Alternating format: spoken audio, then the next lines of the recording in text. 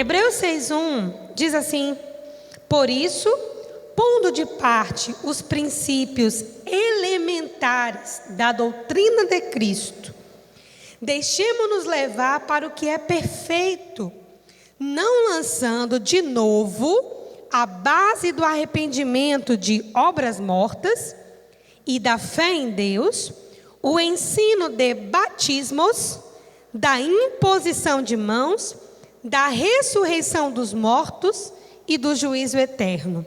Isso faremos se Deus permitir. Amém? Diga para a pessoa do seu lado assim: preserve-se na sã doutrina.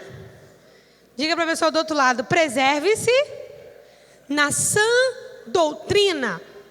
Hoje nós vamos falar sobre a sã doutrina. Quem é mais antigo na igreja sabe que essa palavra doutrina, por muitos anos, foi utilizada para falar sobre usos e costumes de determinadas igrejas. Então, alguns irmãos mais tradicionais usavam esse termo para falar sobre algumas ordens litúrgicas e de comportamento daquela denominação. Os irmãos mais pentecostais também usavam essa mesma palavra para falar sobre usos e costumes daquela outra denominação. Algum problema com isso? Não. O que ficou de vestígio, porque os anos foram mudando e as nossas denominações foram mudando também, é que parece que a doutrina perdeu a importância. Porque a igreja que não podia usar, a mulher não podia usar saia, não podia usar calça, hoje já pode usar calça. Na igreja que só podia ir se fosse sem boné ou sem chapéu, hoje já entra com boné e com chapéu. Na igreja que não podia assim, a irmã não podia usar um brinco, hoje já pode. Então parece que a doutrina enfraqueceu. Na verdade, eu não acho que haja um problema de uma denominação colocar limites e regras. Eu não vejo problema nisso. Não é? Eu costumo dizer que a ovelha elege o seu pasto. Se você está aqui, é porque o alimento que tem sido pregado aqui tem abençoado a sua vida. Amém? A ovelha elege o seu pasto. Então eu não vejo o problema de uma denominação, a pessoa colocar, o líder daquela igreja, colocar algumas regras. Não é? Eu fico brincando com o louvor que eles podem tocar tudo, menos a rocha. Né? É pecado? Não, eu estou brincando só com eles. Eu não vou achar um fundamento bíblico para proibir o louvor de tocar a rocha. Eu vou pegar um bocado de versículo, enfeitar e tentar colocar a minha vontade naquele versículo, entendeu? Mas enfim, por muitos anos, as doutrinas elas foram se enfraquecendo. Só que essas doutrinas, na verdade, eram usos e costumes. E nós empenhamos tanto do nosso tempo como igreja ao longo dos anos, tratando de usos e costumes, que acabamos por esquecer do que na verdade é a sã doutrina. A gente falou tanto do cabelo, do brinco, da calça, da roupa.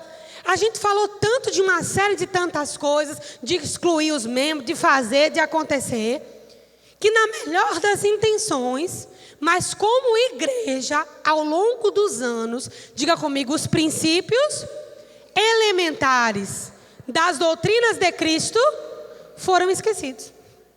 Se você chegar para um crente hoje, eu digo de qualquer denominação, eu me atrevo a dizer isso. Se você chegar para um crente hoje, de qualquer denominação, eu colocaria numa escala de 90% não vão saber responder, ou mais, quais são as doutrinas elementares de Cristo. Se eu te perguntar, você é evangélico, batizado nas águas, talvez batizado no Espírito Santo, você toma ceia, você ama Jesus, mas se eu te perguntar assim, quais são as doutrinas básicas do evangelho? Traduzindo, qual eram as doutrinas que seguravam a igreja primitiva? Sobre quais convicções eles caminhavam? O que foi que Jesus deixou de...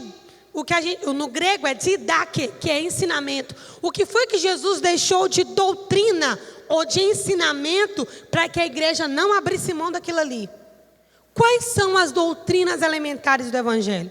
Aí alguém vai dizer: eu não posso perder o culto, eu não posso perder a ceia, eu tenho que dar o dízimo e a oferta, eu não posso mentir, eu não posso roubar, eu não posso adulterar, eu tenho que viver uma vida santa, eu tenho que... Tudo isso é verdade, mas isso não é doutrina. Entende? Tudo isso é verdade, tudo isso tem que fazer, mas não é doutrina. Essa carta aos Hebreus foi escrita para judeus que haviam se convertido ao cristianismo. O que isso significa? Que era aquele povo que sabia as regras de Moisés tudinho. Certo? Os judeus que se converteram ao cristianismo. Era aquele povo que sabia a lei de ponta a ponta. E os judeus, quem escreveu a carta aos Hebreus, escreveu para que esses judeus conseguissem encontrar Cristo como centro de toda aquela situação lá de Moisés, da lei e tal e tal. Aí esse autor aos Hebreus fala assim: olha, por isso, pondo de parte, você não mexe mais nisso. Nisso aqui não se discute. Nisso aqui não vamos lançar base de novo. Isso aqui está resolvido e todo mundo tem que saber. Ele conclui: deixemos-nos levar para aquilo que é perfeito. Ou seja, tem tanta coisa mais para frente na maturidade para a gente. O que é essa doutrina que pouca gente sabe, a igreja primitiva tirava no café com leite. Aí ele está dizendo: deixa a gente ir para aquilo que é mais perfeito. Deixa a gente experimentar coisas maiores. Não fica discutindo nessas coisas que Jesus já deixou como base, que ele chama de doutrinas elementares do Evangelho, ou princípios elementares do Evangelho. Quais são esses tais princípios? E quais são essas tais doutrinas? Diga comigo: fale, pastora. Fale logo. Primeiro, ele diz assim: não lançando de novo a base do arrependimento de obras mortas. Está aí a primeira doutrina básica do Evangelho. O que é doutrina, gente? Ensinamento. Qual é o primeiro ensinamento básico do Evangelho? Arrependimento de obras mortas. O que é que a igreja primitiva tirava de letra nisso? Eles sabiam o que era arrependimento de obras mortas. Se eu fizer você pensar, não precisa me responder: o que seria arrependimento de obras mortas? Ah, pastora, deve ser se arrepender de coisa ruim. Sim, mas obras mortas, que palavra é essa? Obras mortas. Obras mortas são aquelas obras que elas são uma continuação de alguém que está morto espiritualmente. O indivíduo está morto espiritualmente, ele vai ter obras mortas. Mas se o indivíduo nasceu de novo, ele não tem necessidade de caminhar mais em obras mortas, porque ele já passou da morte para a vida, pelo menos é o que se supõe. Então a igreja primitiva entendia que não há evangelho sem esses princípios elementares da doutrina de Cristo. E o primeiro deles é o arrependimento de obras mortas. Jesus pregou: arrependei-vos e crede no Evangelho. João Batista, que veio antes de Jesus, pregou: arrependei-vos e crede no Evangelho. Depois que Jesus morreu, ressuscitou, os 12 ficaram e continuaram pregando: arrependei-vos e crede no Evangelho. O que a gente aprende com isso? Que doutrina é algo atemporal. Serve para o assembleano, para o presbiteriano, para quadrangular, para os batistas, para a bola de neve, para a universal. Serve para todo mundo que é salvo em Jesus Cristo. E é atemporal. Isso não vai mudar na geração dos meus filhos ou na geração dos meus netos. E aqui está a diferença de usos e costumes para a doutrina. No tempo do meu pai, dos meus avós, muita coisa que era uso e costume não podia. Por exemplo, uma mulher pregar de calça não podia. De tênis... né? Hoje é pecado? Não é. E nem era naquela época. Mas a doutrina, de comigo, a doutrina é atemporal. Atemporal, certo? Então qual é a primeira doutrina básica, gente? Arrependimento de obras mortas. Uma pessoa que tem consciência, e outra, o Novo Testamento foi escrito no grego. A palavra arrependimento é usada metanoia, que significa mudança de mente ou de direção. A igreja primitiva sabia que esse tal de arrependimento de obras mortas não era um sentimento ruim com os pecados que já cometeu. Eles sabiam que era uma mudança de comportamento. Porque a palavra metanoia já sugere isso, entendeu? Mudança de mente ou de mentalidade, de maneira de pensar. É o que Paulo propõe em Romanos 12:2. Transformai-vos pela renovação do vosso entendimento, para que experimenteis qual seja a boa, perfeita e agradável vontade de Deus. Então, qual é a primeira doutrina básica do Evangelho? Sem isso não tem Evangelho. Sem arrependimento. Amém? Arrependimento de quê? De obras mortas. Obras que foram sepultadas na cruz. Eu tenho obras que foram sepultadas na cruz. Você tem obras na sua vida que foram sepultadas na cruz? Elas têm que ficar lá. E porque eu me arrependi, eu mudei de direção. Se eu sepultei na cruz, eu enterrei aquelas obras infelizes lá. E eu, metanoia, mudei de direção. Só que quando vem para o português arrependimento, sugere mais um sentimento, né? A intensidade da palavra não é tão perfeita como no original. Não é? Eu estava até explicando esses dias, abrindo parêntese para algumas mulheres, que no texto de Paulo escrevendo a Timóteo, quando ele diz que as mulheres devem ficar caladas na igreja, essa palavra caladas, no original é a mesma palavra traduzida para tranquilas. Uns 3 versículos embaixo, Paulo diz que nós devemos orar para ter uma vida quieta e sossegada. E ele usa a mesma palavra no grego, que é para a mulher ficar calada. Então não é que a Bíblia está errada, mas tranquilo e silencioso parece ser a mesma coisa. Só que no contexto muda muito. É que nem metanoia. Metanoia significa mudança. Arrependimento no português parece que é assim, eu me arrependo, né? Não tem aquela mesma intensidade da palavra metanoia. Então, a primeira doutrina básica é o que, gente? Arrependimento de obras mortas. O que isso sugere? Que as tuas obras e as minhas obras já estão sepultadas em Cristo. E porque elas estão lá, a gente, metanoia, tomamos outra direção e outro caminho. Isso é fundamento do Evangelho. Arrependimento de obras mortas. Não é remorso, não é sentimento, não é uma música emocionante. Não, é um comportamento inverso. Metanoia. Primeira doutrina. Segunda doutrina, da fé em Deus. Fé em Deus. Parece que fé é uma coisa tão simples. E precisa de uma doutrina para falar sobre fé? Precisa de um ensinamento. Quem é que não sabe o que é fé? Irmãos, muita gente não sabe o que é fé. Quando eu pergunto o que é fé, o que é que todo mundo vai dizer? Hebreus 11:1. A fé é o firme fundamento das coisas que se esperam e a prova das coisas que não se veem. É verdade? É. Mas na prática isso significa... Entendeu? A fé em Deus. O que é essa fé em Deus? Eu acredito, lembre-se que eu estou falando que a carta aos Hebreus é uma carta completa para judeus convertidos. Quando diz a fé em Deus, é a fé que vai desde o Deus Criador, que presenciou a queda, que aprovisionou o Cordeiro, que durante toda a lei deu sinais de que vinharia o Cordeiro, o Deus que enviou o Cordeiro que era seu Filho, que morreu para nos salvar, que ressuscitou e que vai nos buscar. Deus.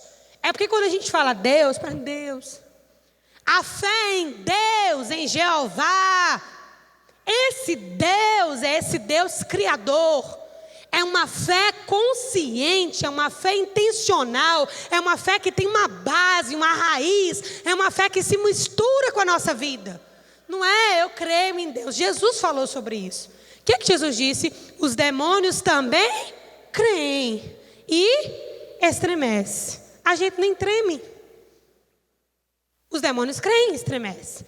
Que doutrina é essa do Novo Testamento? Fé em Deus. Se é doutrina, já sugere que é algo sólido. E um outro detalhe, quando a Bíblia fala que fé é o firme fundamento, porque é nessa carta aos Hebreus que o próprio autor explica o que é fé, ele já está falando que fé é um fundamento firme. Isso sugere que os crentes devem ser pessoas firmes. Pessoas que têm uma rocha. Pessoas que têm pés fincados. Amém?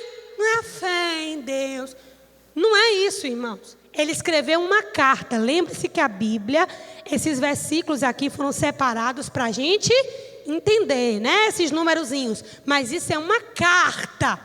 Que para ter o sentido completo, a gente tem que ler do começo ao fim.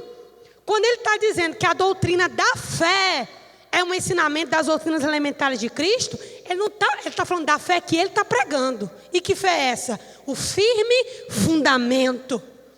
Diga comigo, uma fé firme. De coisas que eu não vejo, mas eu creio. E porque eu creio, eu espero. E porque eu espero, eu recebo. E essa fé é em Deus. Não é no óleo ungido, não é na ruda, não é em Deus.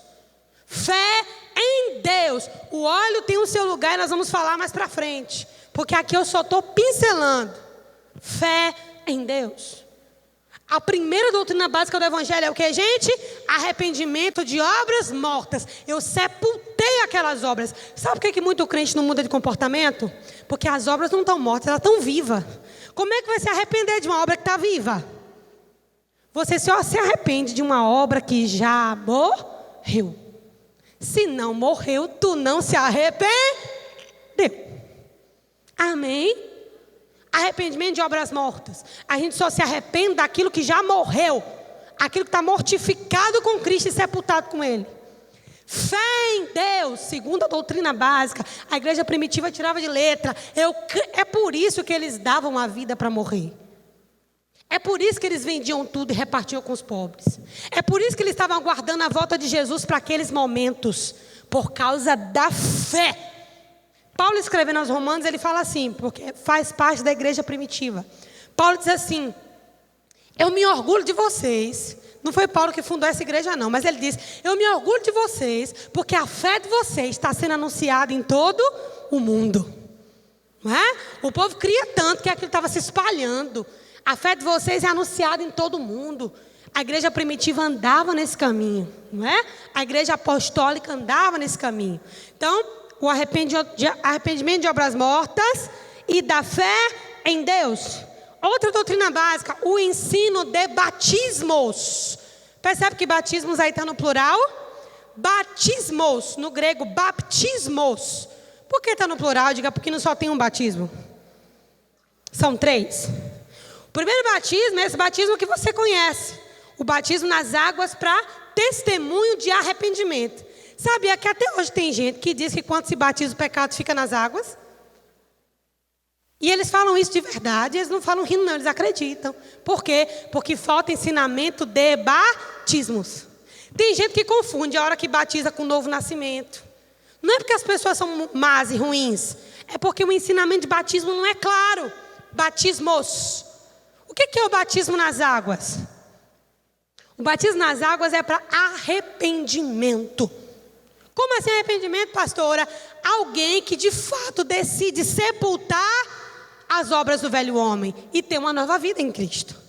Então, o batismo nas águas é para testemunho de arrependimento. É por isso que João falava assim: arrependei-vos e cada um de vós seja batizado em nome de Jesus Cristo. Como assim arrependei-vos? Não ficava ninguém na porta perguntando: tu já fez isso, tu vai deixar aquilo, tu vai... Percebe? Era uma coisa aberta. Todo mundo batizava, que se arrependia, né? Todo mundo batizava. Qual é o segundo batismo, pastora? O batismo no corpo de Cristo.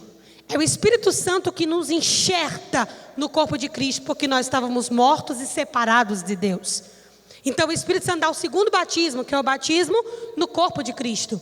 E o terceiro batismo é o que nós chamamos de batismo no Espírito Santo, que é o revestimento de poder, que nós não vamos entrar nesse assunto agora. Mas são 3 batismos. Então a igreja primitiva também tirava de letra os 3 batismos. Lembra quando os irmãos chegavam para Paulo e Paulo perguntava assim: tu já foi batizado? Sim, eu fui batizado no batismo de João. Aí Paulo perguntava assim: mas tu não foi batizado no Espírito Santo? Não, nós nem ouvimos falar que tem Espírito Santo ainda. Aí Paulo ministrava na vida deles o batismo no Espírito Santo. Então a igreja primitiva conhecia essas coisas que a gente não conhece. Passando para frente, da imposição de mãos. Diga comigo, imposição de mãos. quando é que era usada a imposição de mãos na igreja primitiva? Vamos pensar? Na hora de levantar um líder eclesiástico, na hora de levantar um líder, acontecia a imposição de mãos. Por isso que Paulo diz para Timóteo: não imponhais as mãos precipitadamente. Ou seja, não levanta ninguém no ministério precipitado. Qual era o outro momento que acontecia imposição de mãos na igreja primitiva? Tiago capítulo 5, quando havia algum enfermo, aí é que entrava o óleo. O óleo hoje vulgarizou, né? Mas biblicamente falando, o que entrava era aqui, na unção para os enfermos. E se alguém está doente, chame os presbíteros da igreja, eles vão até esse irmão, vão ungir com óleo, em nome do Senhor. A oração da fé salvará o doente, e se tiver pecados, lhe serão perdoados. Tiago capítulo 5. Então, os irmãos sabiam que a imposição de mãos era ou para levantar um líder espiritual dentro da igreja, não é? Lembra quando Paulo diz para Timóteo: Timóteo, desperta o dom que há em ti, que te foi dado por profecia e pela imposição das minhas mãos, não é? Então nós temos imposição de mãos. Muita gente hoje não entende o que é imposição de mãos, e por isso vive problemas por não discernir esse ensinamento. E nós temos mais para frente, da ressurreição dos mortos. Sabe que muita gente na igreja não entende nada sobre ressurreição dos mortos.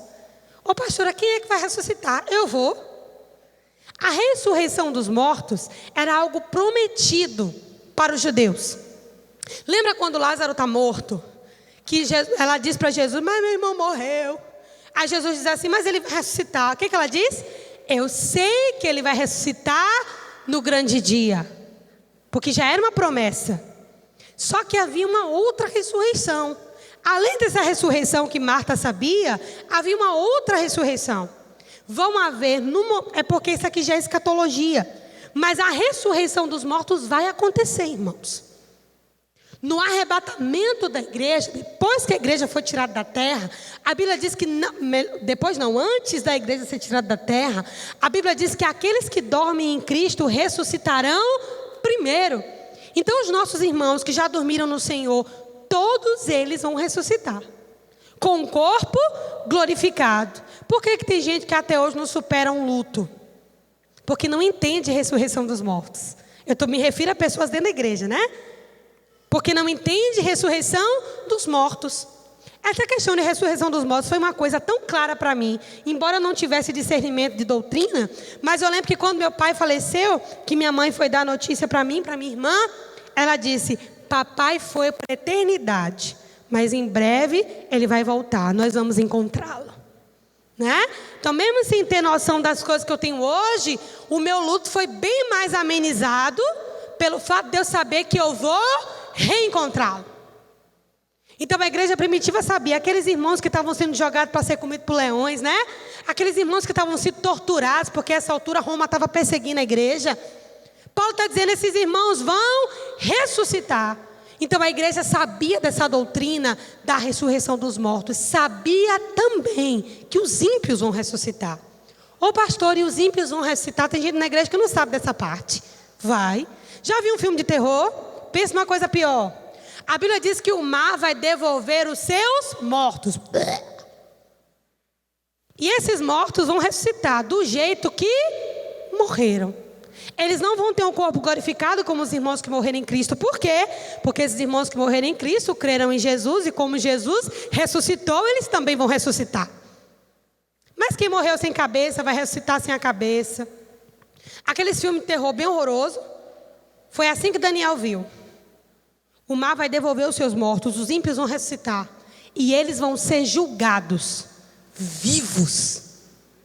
Sabe o que é vivos? Eles vão ser condenados vivos. Vivos. Por isso a Bíblia diz que lá para onde eles serão lançados, nem a traça, nem a ferrugem param de consumir. Os bichos e os vermes não param de consumir. Quem escreveu isso foi Isaías. Só que como ninguém prega isso hoje, a igreja perde o temor e vive do jeito que vive. Por quê? Porque ninguém mais prega doutrina. Isso é doutrina que eu estou pregando, viu? Ressurreição dos mortos é doutrina. É doutrina. Você tem que saber que não é só o seu parente que morreu em Cristo que vai ressuscitar, não.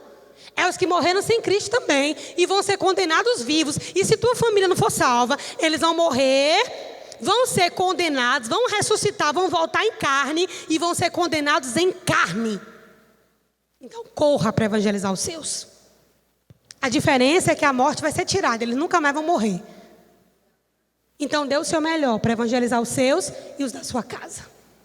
Entenda que não vale a pena certas briguinhas, porque o que está em jogo é muito maior. Percebe que a igreja primitiva era tão consolidada? Porque eles tinham muito fundamento que a gente não tem. A gente discute hoje pela cor da cadeira, pela luz, pelo datashow, entendeu? Mas o que é doutrina, a gente não conhece. Vamos para frente. E para terminar, e do juízo eterno. Última das doutrinas, das 7. Que doutrina é essa, pastora? A doutrina que todo homem será julgado por Deus. Todo homem será julgado por Deus. Julgado pelas suas obras. Você vai ser julgado por Deus. Eu vou ser julgada por Deus. A diferença é que nós não seremos condenados com o mundo, porque já fomos salvos em Cristo. Mas essa salvação é se eu e você perseverarmos. Aquele que perseverar até o fim será salvo. Não é aquele que começa bem a carreira, né? É aquele que vai até o fim. E se eu e você não chegarmos até o fim, nós seremos julgados. Existe um julgamento chamado de trono branco, que é o julgamento que a igreja vai passar. Que julgamento é esse, pastora? Julgamento para galardão. Uns vão ter mais do que outros, né? Uns vão ser mais privilegiados do que outros, porque galardão é justamente pelas obras, né? Jesus disse, aquele que dá um copo de água, né, a um desses pequeninos, vai ter galardão no céu. A igreja vai passar por esse galardão, por esse julgamento de galardão. Mas muita gente que começou na igreja, mas está na igreja com a vida meio cá, meio lá, não passa pelo trono branco, passa por juízo. Juízo não é para crente. Juízo não é para crente. Por quê? Porque em Cristo nós fomos feitos justiça de Deus. Nenhuma condenação, fala com fé, igreja, nenhuma condenação há para os que estão em Cristo Jesus, que não andam, conclui, segundo a carne, mas segundo o Espírito. Para esse povo não há condenação. Se não há condenação, não há juízo. Nós já temos a nossa sentença, que é de liberdade em Jesus e de filiação em Cristo. Sabe por que muito crente hoje é fraco? Porque não tem doutrina. Como a Bíblia diz, são levados por qualquer outro vento de doutrina. Detalhe. A Bíblia diz também, no vosso meio, tenham cuidado para que não se infiltre mestres com doutrinas de demônios. Existem também as doutrinas dos homens. Doutrina dos homens é mais focada em religiosidade. Doutrina de demônios é ocultismo, misticismo, né? Uma coisa muito presente na igreja hoje, aquele roda-roda que não dá em nada. Não transforma a vida de ninguém. Não é? Aquela emoção toda, mas que no outro dia ninguém se converteu. Tem muito isso na igreja. O filtro é doutrinas básicas. Porque se não for doutrina, é palha, o fogo consome. Mas se for doutrina, meu irmão, é que nem a casa edificada na rocha. Vem os ventos, vem as tempestades, mas a casa não cai. Se você não quer que a sua casa caia, e por isso a igreja primitiva não caía, porque eles tiravam de letra o que a gente hoje tem dificuldade. Por uma enfermidade, o povo abandona a fé. Os irmãos estavam morrendo porque queriam logo estar com o Senhor. Eles tinham tanta certeza que era melhor estar com o Senhor, que morrer por um leão, por uma decapitação ou por qualquer outra coisa, era nada. Que convicção é essa, irmãos? Que faz uma pessoa se entregar à morte publicamente, sob tortura. Diga comigo, doutrina. A igreja primitiva era doutrinada. Eu posso provar isso para você? 1 Timóteo 1:3. Paulo diz assim. Paulo está escrevendo para Timóteo, né? Paulo diz assim: quando eu estava de viagem rumo à Macedônia, te roguei que permanecesses ainda em Éfeso, para ensinarem a certas pessoas, a fim de que não ensinem o que, gente? Outra doutrina. Nem se ocupem com fábulas e genealogias sem fim, que antes promovem o quê? Discussões do que serviço de Deus na fé. Ora, o intuito da presente instrução visa o amor que procede de um coração puro, de uma consciência boa e de fé sem hipocrisia. Desviando-se algumas pessoas dessas coisas, perderam loquacidade frívola, pretendendo passar por mestres da lei, não compreendem nem o que dizem, nem os assuntos sobre os quais fazem ousadas afirmações. Paulo disse: Timóteo, se lembre que quando eu fui para Macedônia, eu mandei você ficar em Éfeso, para você instruir os irmãos que ministravam lá, que não pregassem outra doutrina. Outra doutrina. Ou seja, quem era Timóteo? Um líder da igreja em Jerusalém. Ele dá uma instrução para Tito, que era o líder da igreja em Creta. Qual era essa instrução? Guarda a doutrina. Guarda a doutrina. Irmãos, por quê? Vamos parar para pensar. Por que as nossas igrejas, em pleno século 21, com tanta tecnologia, não estamos sob perseguição, pelo menos a nível de igreja brasileira? Não estamos sob perseguição. Temos condições de fazer muita coisa para Jesus. E é a igreja, não tem outra expressão não, mas é a igreja do povo doído. Um povo que nunca levou uma chibatada nas costas. Um povo que nunca tremeu com o rugido de um leão. Mas é um povo doído. Nós estamos em pleno século 21, às portas de Jesus voltar. E Satanás trabalhou de uma maneira tão bem feita, para que a doutrina fosse tirada da igreja. Se tira a doutrina, tira o evangelho. Entendeu? Se tira a doutrina, tira o evangelho. Sabe uma das coisas que me manteve na igreja?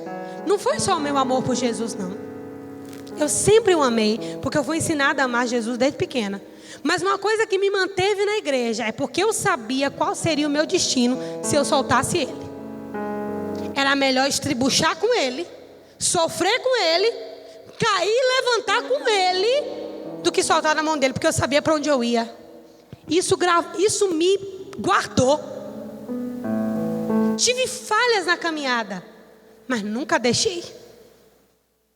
Por que aquela geração, né, dos meus avós, não digo nem dos meus pais, mas a geração dos meus avós, estão casados há 40, 50 anos, vivem bem, não é? São felizes, é um povo que não reclama, que não murmura. Você bota um culto, 5 horas da manhã eles estão lá. Aqueles irmãos, né, mais antigos, sabe por quê? Porque eles fazem parte de um tempo em que a doutrina era pregada na igreja. Nós somos uma igreja apostólica. O que isso significa? Nós cremos na doutrina dos apóstolos. E nós vamos caminhar nas doutrinas que eles caminharam. O nosso alvo é qual, pastora? Para você que não sabe qual é o alvo da Manancial, chegar no nível da igreja primitiva. Nós estamos voltando para chegar lá no nível deles. Se você não teme juízo eterno, tem alguma coisa errada com a tua vida. Se você não teme fazer o que faz, Jesus voltar e tu ficar, tem alguma coisa errada com a tua vida. Se as tuas prioridades estão invertidas, tem alguma coisa errada